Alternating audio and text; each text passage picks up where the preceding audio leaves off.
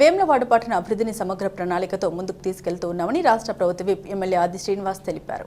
ఆదివారం రాజన్న ఆలయం ముందు జరుగుతున్న రోడ్డు వెడల్పు పనుల్ని ఆయన పరిశీలించారు. రాజన్న ఆలయ అభివృద్ధిలో భాగంగా 150 కోట్లతో వివిధ పనులు కొనసాగుతున్నాయని, ఆలయం నుండి బ్రిడ్జి వరకు 80 అడుగుల రోడ్డు విస్తరణకు 6.50 కోట్లు వెచ్చిస్తున్నట్టు తెలిపారు. పట్టణ సౌందర్యీకరణ కోసం 2.60 కోట్లతో బ్యూటిఫికేషన్, సెంట్రల్ లైటింగ్ పనులు చేపట్టినట్టు తెలిపారు.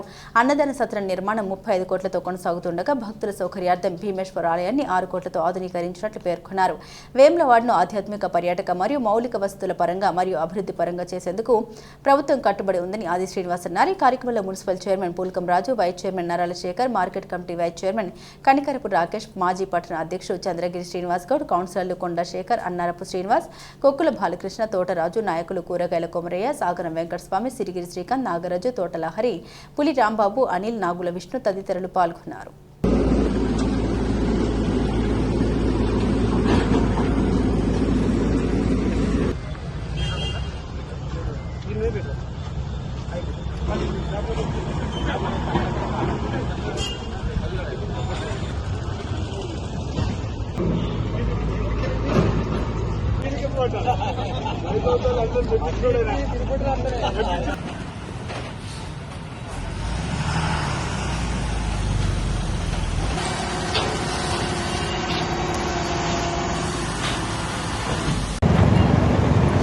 రాజన్న ఆలయ అభివృద్ధిలో భాగంగా వేములవాడ పట్టణ అభివృద్ధి కూడా చేయాలని చెప్పిన సంకల్పంతో గౌరవ ముఖ్యమంత్రి రేవంత్ రెడ్డి గారు ఇచ్చినటువంటి ఆదేశాలు,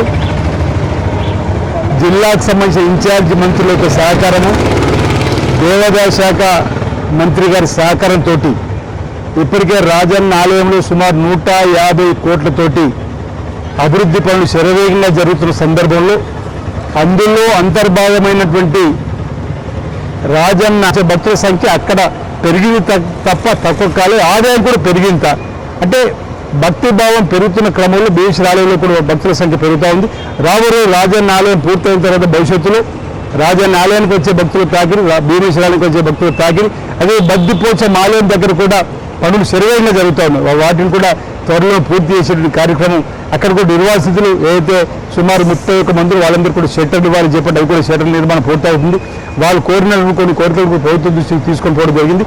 రాబోయే రోజుల్లో వేములవాడ పట్టణం మరింత అయితే ఆలయాన్ని, పట్టణాన్ని సుందరంగా అభివృద్ధి